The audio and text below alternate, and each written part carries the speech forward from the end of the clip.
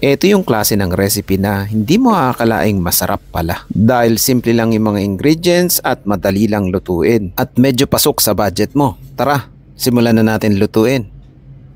Una, magpakulo lang tayo ng tubig at pakuluan lang natin yung pasta. Make sure lang na sundin nyo yung nakalagay na cooking time sa packaging para hindi ma-overcook. Kapag luto na, drain lang natin yan tapos hugasan lang natin sa malamig na tubig at set aside. Pagkatapos, magpainit lang tayo ng kawali at lagyan lang natin ng konting mantika. Gumamit nga pala ako dito ng sausage. Chicken sausage gamit ko. Hiniwa ko lang siya ng bite size.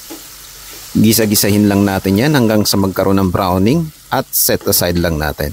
Igigisa lang natin ang sibuyas at green bell pepper. Gisa-gisahin lang natin yan hanggang sa lumabas yung aroma. Pagkatapos ilagay na natin ang bawang at gisa-gisahin lang din natin yan. Pagkatapos ilalagay na natin yung niluto nating sausage kanina. Lalagyan lang natin ng ketchup, oyster sauce, Worcestershire sauce, pamintan durog, unsalted butter. Tapos halu-haluin lang natin yan hanggang sa mag-mix ng maayos.